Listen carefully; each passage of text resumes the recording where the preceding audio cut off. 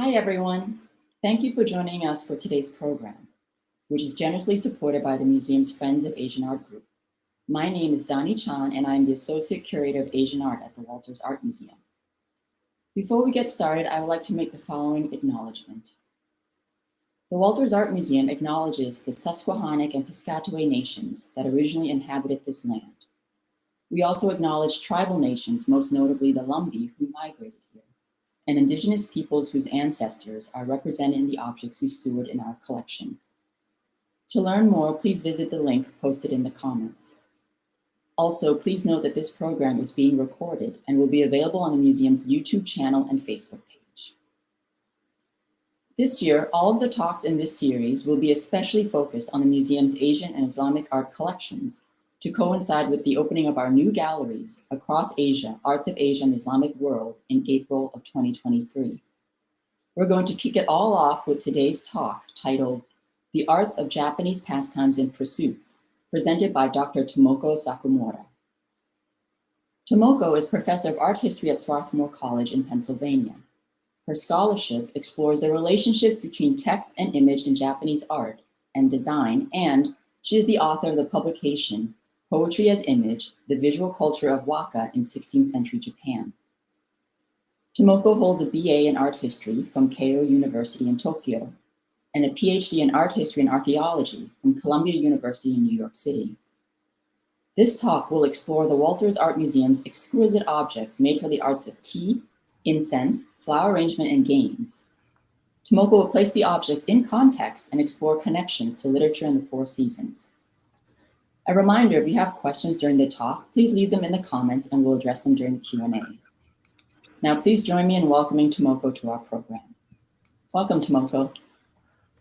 Thank you very much. I'm very honored to be presenting this evening for the Friends of Asian Art at the Walters Art Museum.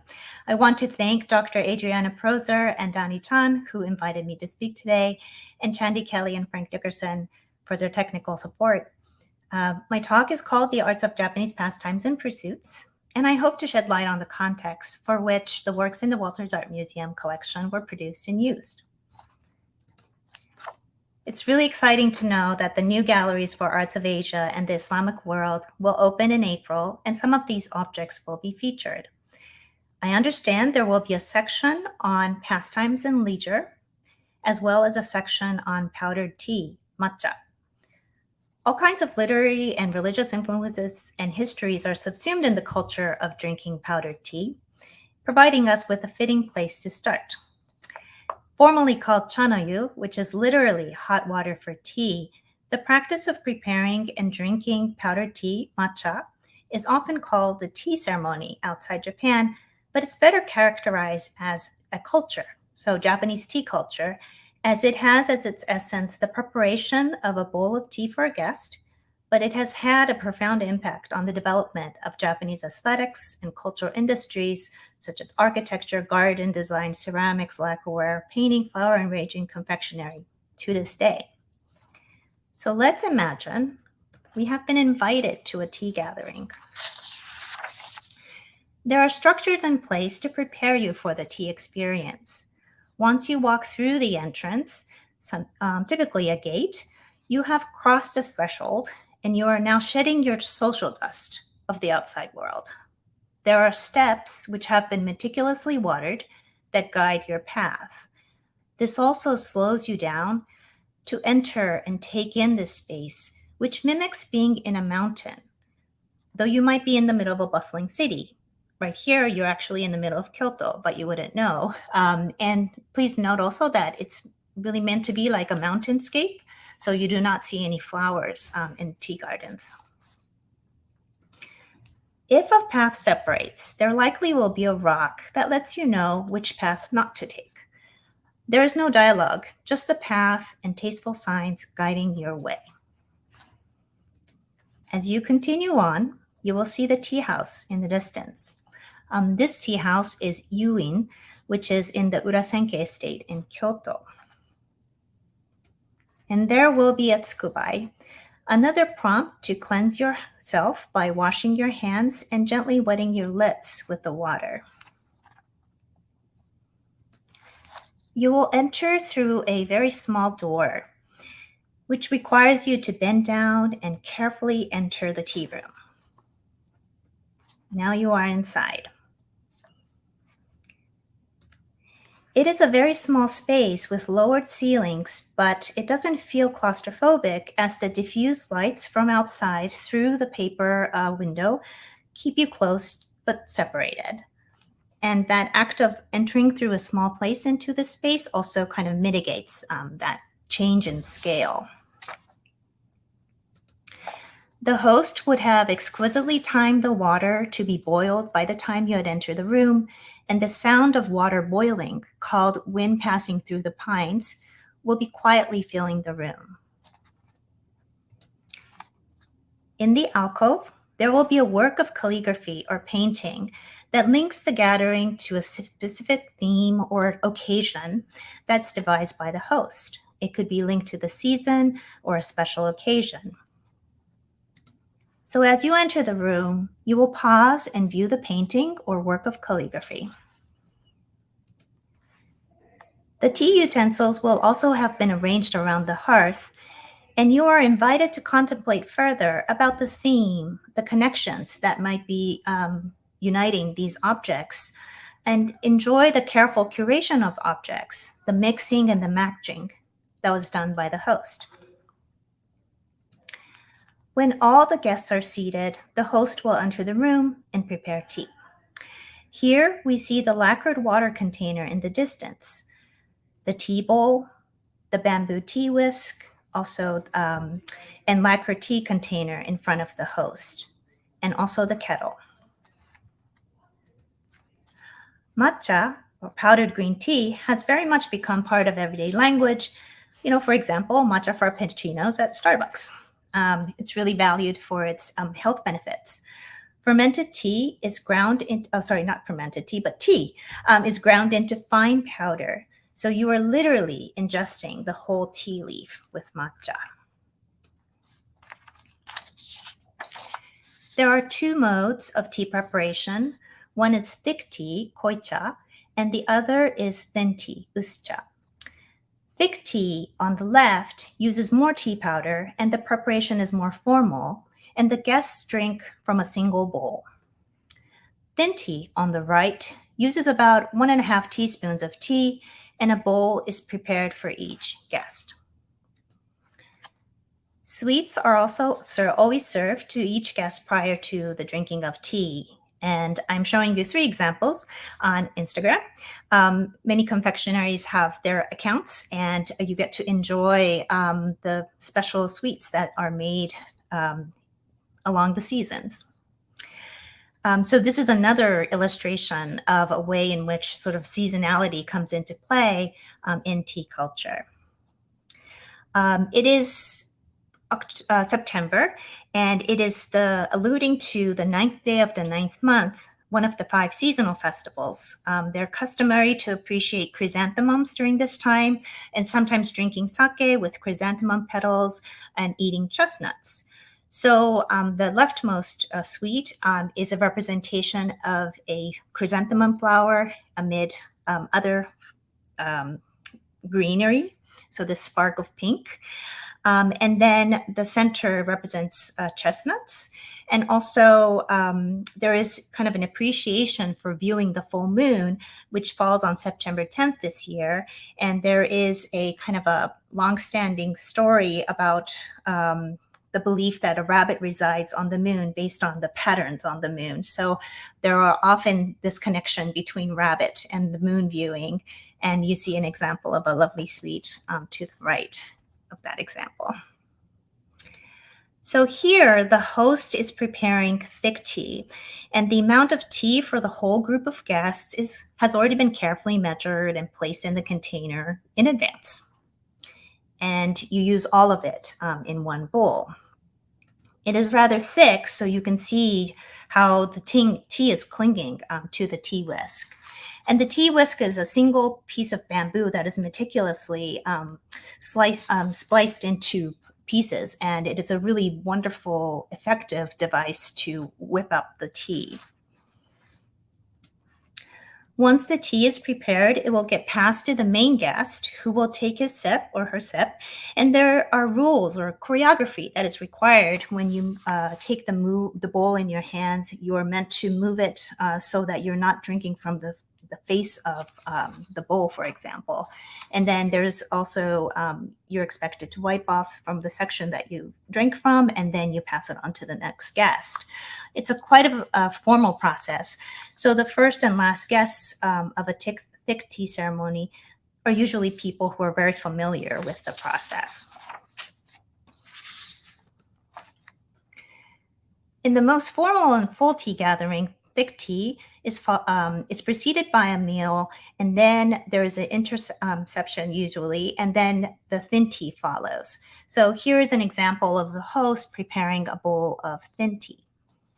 Individual bowls are used per guest. So here's another opportunity to bring in many bowls and also kind of complement the occasion. The 4.5 tatami room is the most standard size for a tea room. One tatami mat is about 3 feet by 6 feet. And this measurement is used today also to advertise for apartments in Japan. So it's really become this sense of like scale and measure.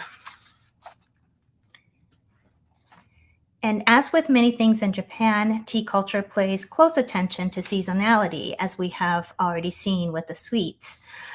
During the warmer months of the year, from May to October, the kettle is placed on top of the tatami mat. And during the colder months, in November to April, the hearth is used. The hearth creates this sense of warmth, and it really literally warms the room. And the raised hearth, in contrast, lifts up the kettle so that there's this visual sense, but also it doesn't warm up the room too much. And it lightens the atmosphere as a result as well. And the opening of the hearth is an early November event. It's kind of considered the new year for tea culture. And the tea from the leaves that were picked that summer is used to prepare tea for these events. During the warmer months, also, shallow bowls are used to, again, convey a sense of coolness and lightness, although you're drinking a hot bowl of tea. So there is this kind of attention to atmosphere, the environment, the season, the moment in tea culture. So here is an object from the collection, from the museum. It is a water jar with bamboo design. It is a water container that is used in a tea gathering to add a bit of water to the boiling water to bring the temperature just right for the bowl of tea. As you see on the right image, the container is usually fitted with a lacquered lid. And as the host prepares, there is also this very elegant movement of removing the lid and using the ladle to take a bit of water and then adding that to the hot boiling water in the kettle. This is an example of a porcelain water container with the bamboo design employing techniques of ink painting. Bamboo is something that is seen throughout the year, but here it can be employed to evoke the 3 friends or companions of winter, which is pine, bamboo, and plum. These are symbols of personal characters treasured in Chinese literati circles, and that concept was transmitted to Japan. These are plants that do not wither during the cold winters, so it kind of represents the perseverance of a noble literati. These 2 objects in the Walters collection are 2 examples of tea containers. So left is a lacquerware example adorned with flecks of gold in a technique called makie. And on the right is an example of a ceramic vessel. It's an example of a takatori ware. And the current head of the takatori ware is also on Instagram if you'd like to follow. It's really great how they showcase what they're making today. The takatori ware continues since 1610. Tea caddies are small, very delicate objects, or robust but small objects, just about as tall as the tea whisk, as you see on the image on the left. And ceramic tea containers are often fitted with ivory lids. And there is this sculptural quality to these tea containers. And along with tea bowls, tea containers were coveted objects. And like tea bowls, they were also often given special names.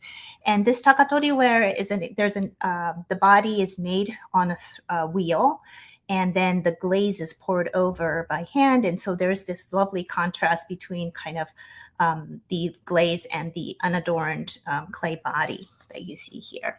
And there's the sort of the way that the glaze appears on this tea caddy. You can tea practitioners often call it a view. It's like a view as if it's a landscape. Usually tea caddies are given luxurious bags. Sometimes multiples are made for the same object. And this the unveiling of the tea container is also part of the gathering. Now here's another example, this time a lacquerware object. And Dani kindly alluded to my book, but my area of specialization is Japanese court poetry, and I just fell in love with this object that features these images of a poem slip and poem sheets or poem squares. These are traditional formats reserved for the inscription of Japanese court poetry. And given the size of this container, the meticulous design is just absolutely stunning. And you see a hut here with plum and pampas grass, and you see it looks like cranes in the background.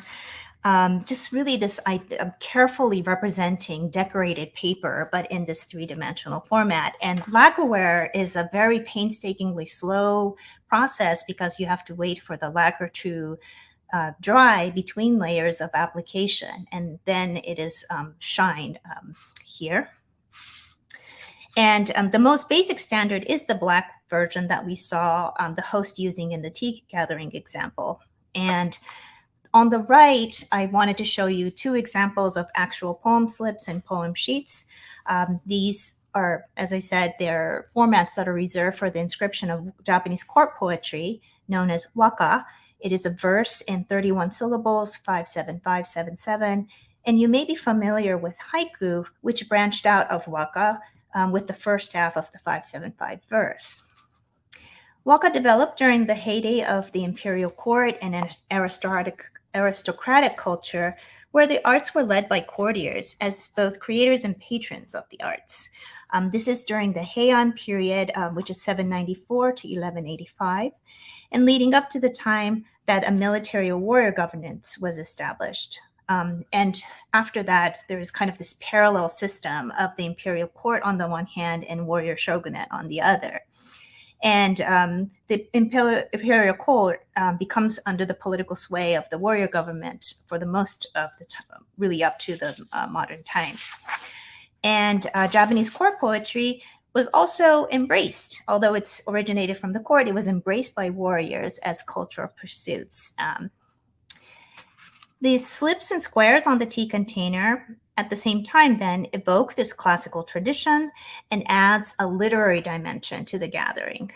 And poetry matches, which are kind of contests of poetry, which are also part of a series of object contests that were held at the imperial court as official activities among courtiers. So here's another example of this idea of kind of contest or matching.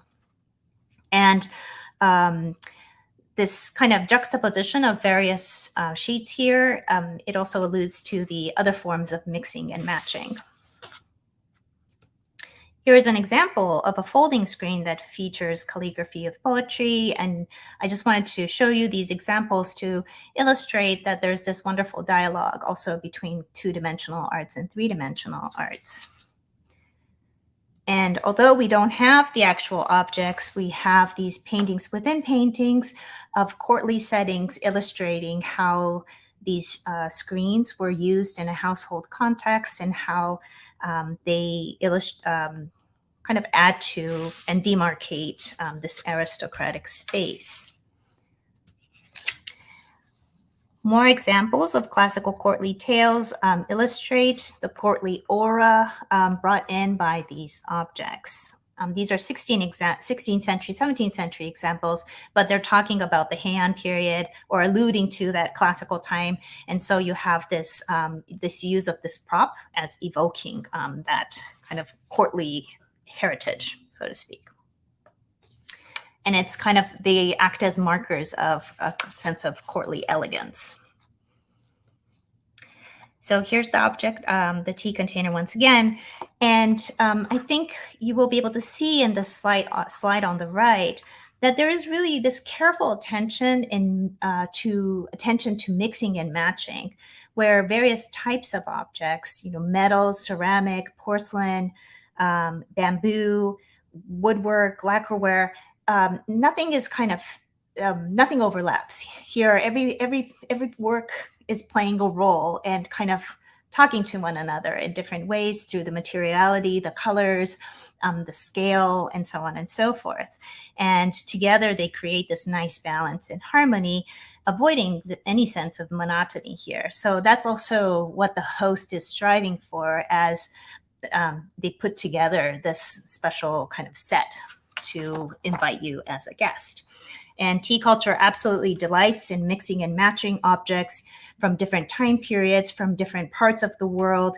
And I think one of the excitements for current practitioners is that there's this concept of mitate, which is that you can kind of use a container that's around the same size and use it in a tea context, right? So I've known examples, for example, of somebody visiting Venice and finding a lovely glass container and using that as a tea container, for example. So there's this kind of, it really heightens your sense, and you are constantly kind of looking for potential objects that could be incorporated into the tea gathering. Between the thick tea and the thin tea portions, there's usually an intermission where guests leave the tea room and the painting or calligraphy is then switched to flowers. And so you might see a flower vase like this one from the Walters collection being placed in the alcove. And I also wanted to show you these examples of actual flower arrangements because it demonstrates that tea flowers, the arrangement is usually very, very simple. Typically a single flower placed artfully in a vase. And they're placed in the alcove. So here on the four images on your right are also illustrating sort of different seasons and different flowers in that context. And what's really wonderful here is that, and I didn't notice it till I really read the description, I believe this is going to be in the galleries, and this really looks like bamboo, but it's in fact a copper alloy vase that is made to look like bamboo. So there's this such stunning artistry in this work that would certainly delight people who came across it, and I can't wait to see it in person. This is another example from this morning, an Instagram post, and I wanted to show this to really show you, for example, the attention to seasonality. We have an example of a chrysanthemum suite that is presented here, and there are autumnal flowers that are adorning the bowl, and you see the pampas grass on the bowl that's kind of talking to in dialogue with the actual pampas grass in the alcove. So it's just this really lovely mixing and matching and dialogue that happens in the tea context. And I took this from the Hisada House, which is one of the schools of the Omotesenke School of Tea, which is, in a moment I will share, has continued from the founder of Sen no Rikyu.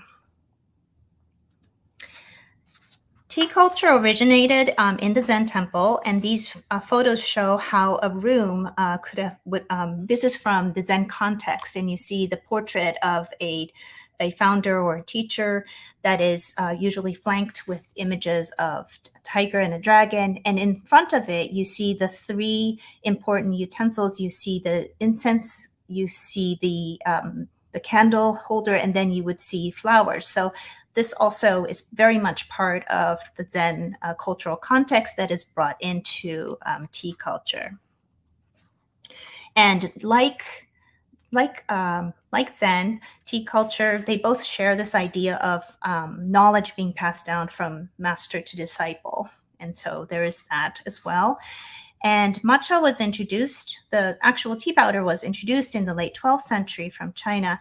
But Chana Yu, this idea of this art form or culture, really takes form in the late 14th and early 15th centuries among the Zen circles, where casual consumption of the beverage becomes more codified into this formal process akin to ritual with rules, a specific setting, behavior among hosts and guests, as well as taste.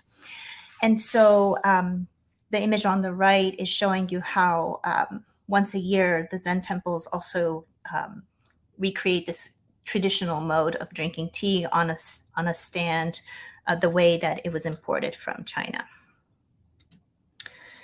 And the origins of tea culture is also intimately tied to the art of display. And many look back to the time of the warlord Ashikaga Yoshimasa, whose silver pavilion, still in Kyoto, had a room with a display alcove. It's really kind of this model for many Japanese households, the way that, or traditional households, they're structured. You have a window, you have tatami mats, and you have this alcove space. And this is a kind of a study space. And it really has become this prototype of a Japanese room. You might see it in ryokan, these hotels, Japanese traditional style hotels that you would visit in Japan. And this represents also a time from the late 15th century where there was this great interest and passion for collecting Chinese things, or karamono as they were called. Yoshimasa was heir to an important military family that ruled the Japanese archipelago for generations, and his family had a great collection of imported Chinese objects. He had retained cultural advisors who specialized in the art of curation and display, and this is a manual that demonstrates how these paintings and objects should be displayed. And I think it very much looks like the Zen example that I showed you earlier. Here's another manual showcasing how objects, paintings, and flowers were arranged. And this is the summer setup, and you see the note says this is an autumnal flower arrangement. And this is an example of what the Zen monks were drinking from, with the stand and the bowl rested on top. So here's a better view. The new Arts of Asia galleries will feature this bowl, which represents a critical development and new variation in tea taste that developed during the course of the 16th century that advocated for harmonization of Japanese and Chinese tastes, introducing Japanese objects, wamono, or Japanese things, tea utensils made by artisans in the Japanese archipelago. So this is an example of Raku ware. It is a hand-built vessel, and rather than thrown on a wheel. And it really fits so nicely in your hands. And this is an example from the 19th century. It is a low-fired earthenware vessel with lead glaze, and there is usually red raku and black raku, and here's kind of this combination of the two. And there's a wonderful film called Rikyu, about the tea master Rikyu, that shows the raku bowl being made. And as soon as it is retrieved from the fire, you hear the most delicate musical notes of the glaze rapidly cooling down. It's a really fantastic movie. And the Raku tradition goes back to Chojiro in the late 16th century. So really being developed during this new mode of tea. And the Raku family continues today with the 15th head, Raku Jikinyu, or Kichizaemon the 15th. So since the 16th century, for over 450 years, they have passed down the raku technique from generation to generation. A really famous tea bowl you see on the very left. This is okuro, which is the Great Black. It is an example of the black raku ware attributed to Chojiro. And then I'm showing you two examples of the current Kichizaemon, his work. And the Raku family now has a museum. So if you have a chance to visit Kyoto, it's worth a visit. The Raku tradition is intimately connected to one of the most celebrated tea masters of all time, Sen no Rikyu. He was responsible for the maturation of this new variation of tea, which harmonized Japanese and Chinese tastes. He was a merchant from the city of Sakai, modern-day Osaka, who became an important cultural advisor and tea teacher of military lords. His direct descendants carry on the teachings as the three Sen schools, Ura-senke, Omote-senke, and Mushanakoji-senke. Rikyu promoted the aesthetic of wabi. Historian Haga Koshiro describes wabi as possessing three kinds of beauty: an simple, unpretentious beauty, an imperfect, irregular beauty, and an austere, stark beauty. And sometimes also discussed sort of as kind of this rusticity. There is definitely focus on the material, and these images are there to kind of illustrate this attention to material and really featuring the material itself that was prized in this new mode of tea. Rikyu was in the service as cultural advisor and tea teacher of Toyotomi Hideyoshi, who was the warlord who was the head of the military shogunate and military lords, and who are very enthusiastic participants of tea culture as well, alongside wealthy merchant class in the cities of Kyoto, Nara, and Sakai, modern-day Osaka, which also was the center of trade with China. And I wanted to show you one example, 2 slides that compares Rikyu's ultimate vision of a tea room with only 2 tatami mats. So really the host and guests are literally kind of knee to knee. And it really represents this idea of a mountain hut as a space. And the right is Hideyoshi's famous portable golden tea room with all gold utensils he took with him to battle. Incense also plays a role in the tea gathering. A piece of incense is placed inside the hearth so that a gentle scent fills the room. This is done prior to the gathering, but the incense container is often placed in the alcove next to the flower. And these are miniature sculptures, a few examples from the Walters collection. And I don't know if you can see this, but this is an example of the actual size. So it is really quite astonishing when you see this kind of on the screen. They might look like monumental objects, but they're very small, wonderful jewels. Also in the Walters collection are many exquisite works of lacquered objects for incense appreciation. And we see a few examples here. And the one on the right bottom, this is an incense burner that is used not in the tea context, but it would be used to burn incense in a room. Now, these are also examples of, and it really represents many kind of techniques of lacquerware and the makie technique that applying painstaking application of gold flecks and sheets. And always the design is stunning, but also the containers, the forms. You see an example of a container mimicking a folding fan. And to the right, you see an example of it's like an intersecting 2 books. So a paper book being represented in this lacquerware format.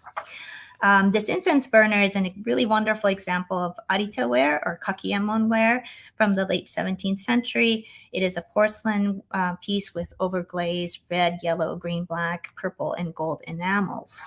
And it's also quite small. It's about 2 and about 3 inches tall. Most historians of Japanese game name the ceremonial context called mono awase, literally object context, that was popular among the upper echelons of the court and aristocracy during the Heian period. Earliest known examples use shells and incense within a competitive context of 2 sides, the left team and the right team, competed to represent better objects on a given theme chosen beforehand. Left would go first, then right, then judge, and a few rounds of it, and until all objects were presented, and then the wins were tallied at the end to decide the final outcome. It was a real display of refined sensibilities. And the literary sources from the 10th through 12th centuries list both natural objects such as plants, roots, flowers, shells, and insects, as well as the artificial, tales, fans, paintings, love letters, blended incense, to have been used for these kind of object contexts. And the two images I'm showing, two objects, these are shelves featuring objects of incense appreciation. And the image on the left shows you the copper instruments here used to handle the pieces of incense wood. And although not in the photo, there are also brocade bags that contains 10 paper envelopes. There is a small tray here. And then there is a box of counters. And this is important for another version of this game, which was developed in the 16th, 17th century onward, where the guests would guess what incense were used. This also shows you the utensils that are needed to chop the incense wood into finer pieces. And this here is the container for the guests, the participants, to put in their answers as part of the game. And these games are also more than ways to pass the time. Incense utensils became critical pieces of the bridal trousseau, becoming part of a grand representation of material wealth and prestige. And objects are often decorated with themes that harken back to court culture, embodying a family's wish for the education and prosperity of their child. And for example, you see auspicious images of plum, bamboo, pine, cranes, and so on. And so there's this version of this game called literally 10 types of incense, which is jishuko. And this is based on the principle of identification and matching. So we hear that word again, the idea of matching. Prior to the game, so here's an example of a woodblock print that is illustrating 4 courtesans, really famous courtesans at the time, playing this very elegant game of incense matching rather, sorry.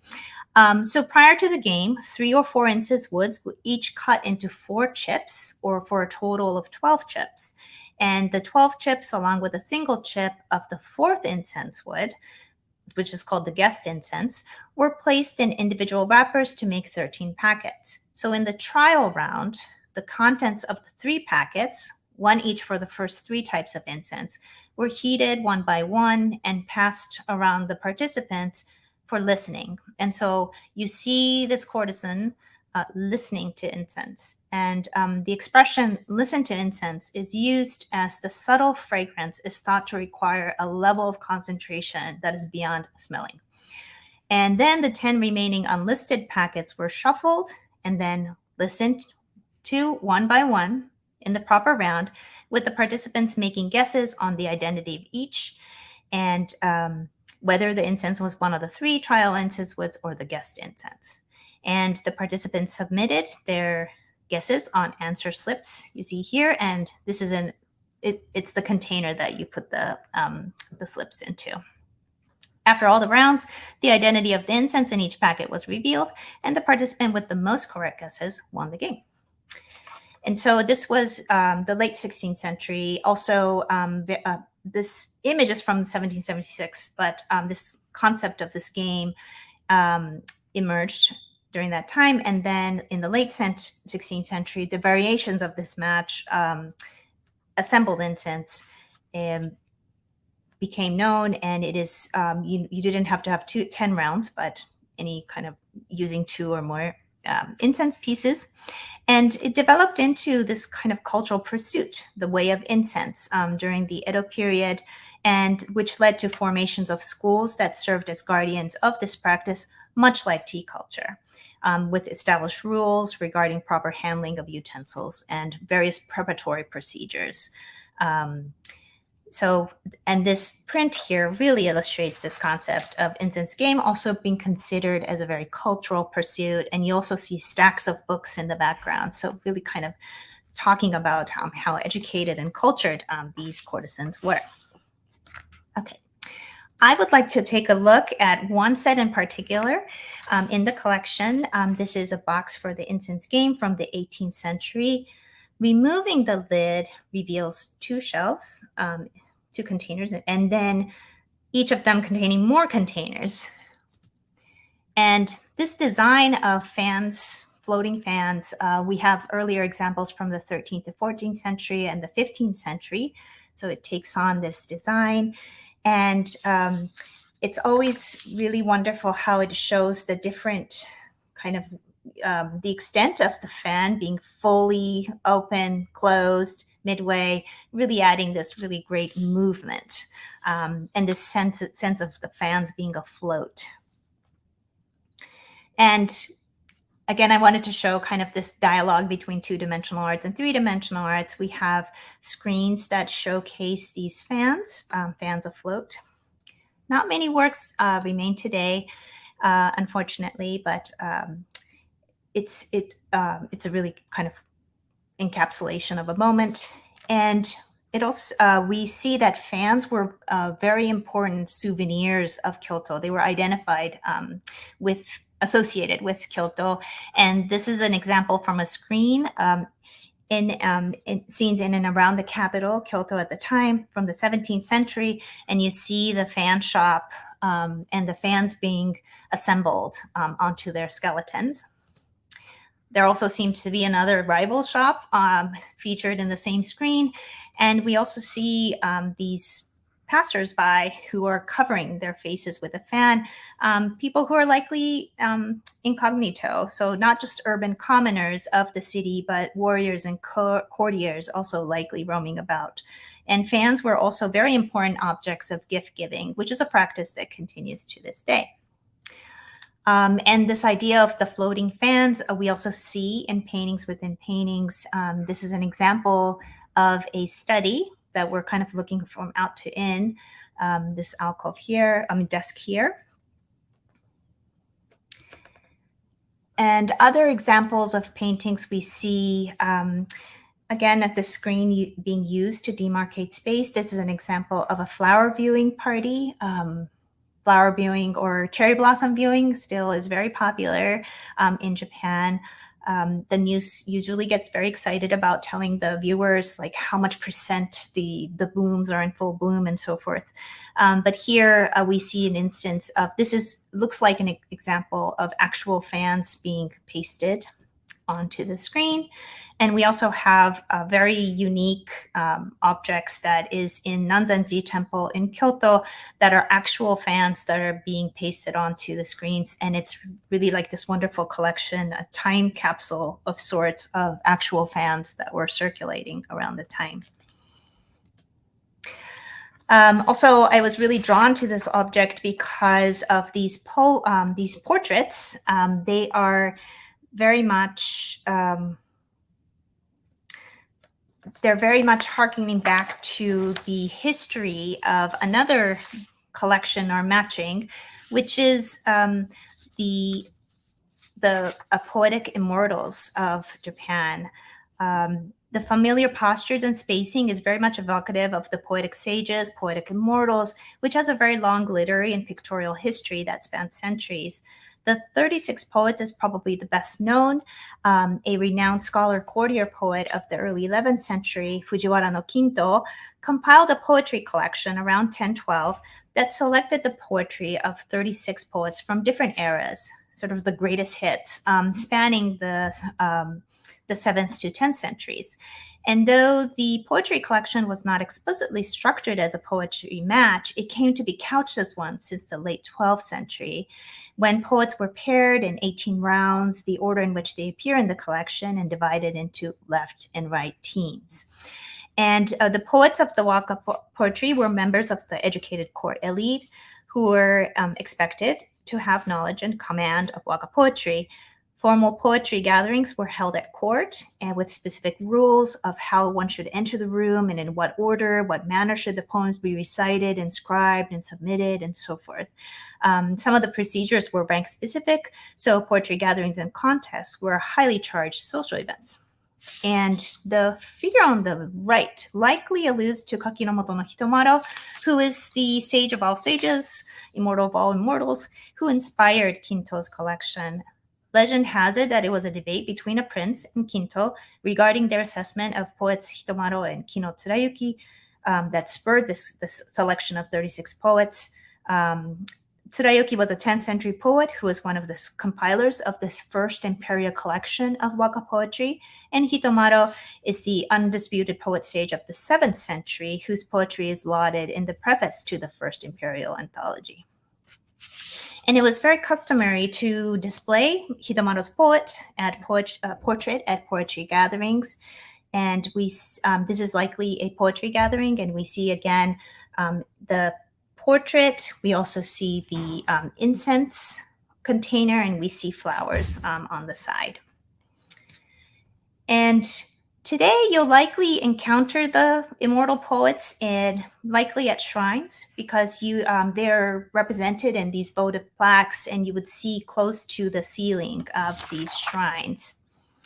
And it's really neat because you see it's like the poetry contest is enacted with the poets kind of facing one another. The middle figure, perhaps Taira no Karemori. The left figure, perhaps Oshikochi no Mitsune, alluding to these figures. And the container in the middle section also features motifs of white and red plum, wisteria, bush clover, autumn leaves, phoenix. So these are symbols and icons of spring and autumn.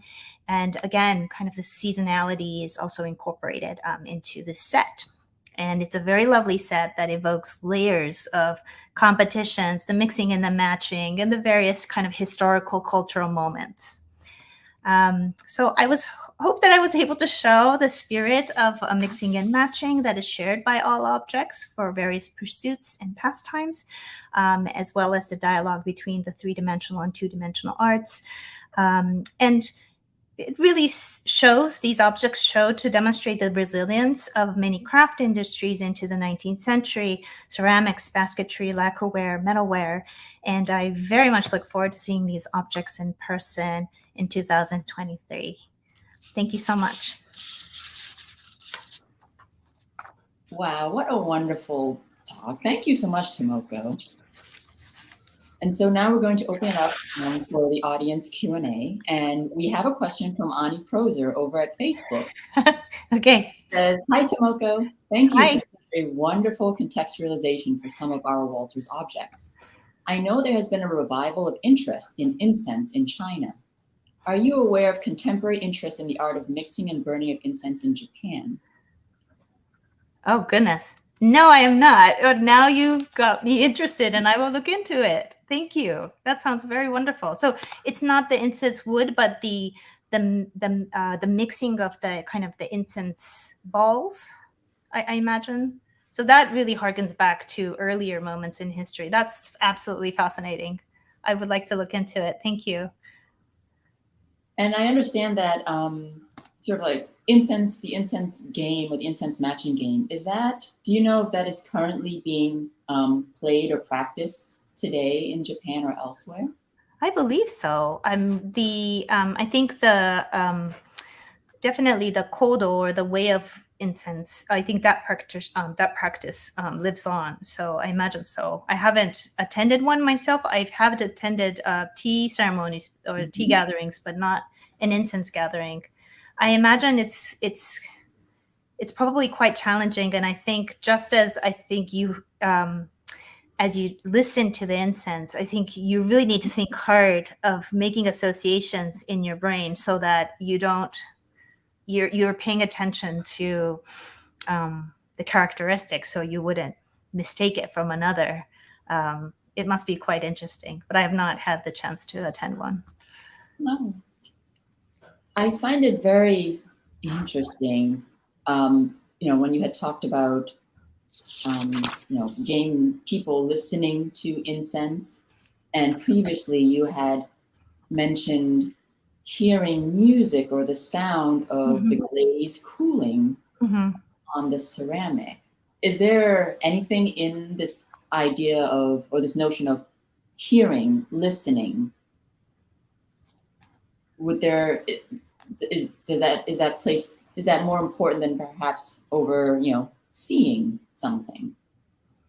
I think tea culture certainly expects you to really engage with all of your sensibilities and to really take in kind of, to enjoy with your eyes, and to with the sense of touch as you hold the tea bowl, for example. So I think including listening, hearing, I think it really expects you to engage all of your senses so that you're paying attention to everything, because everything is really carefully designed so that you would be paying attention. Yeah, so it's a real yeah. So if you're meant to be present and engage all your senses in these contests, how much of any of these contests that you've mentioned would have been engaged or done like in front of an audience, aside from the other participants? Right. So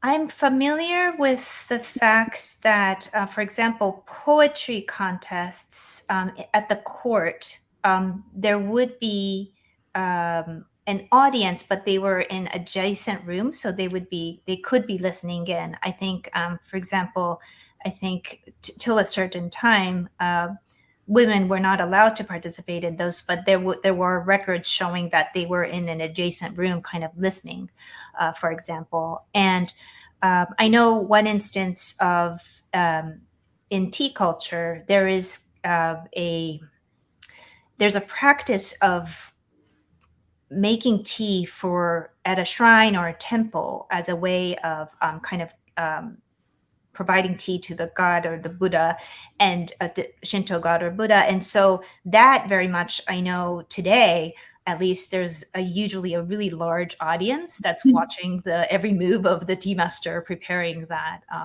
bowl of tea. But it's usually at least for the heian contests. At the time, I think, you're the participant, but you're really the audience, because you're trying to impress and in a way one up your fellow courtier through the objects that you've prepared, and the sensibility, and the different clues that might have been demonstrated through the ways in which you put together like a set, for example. So there's always this constant thinking about past poetry or current poetry, or maybe it also shows up in oftentimes poetry collections of different calligraphers were assembled, and so that was also another way of demonstrating, who was able to assemble the best set, featuring the best calligraphers. So there's always this sense of competition, but I think originally it was within a very small elite sphere. And we do also have records.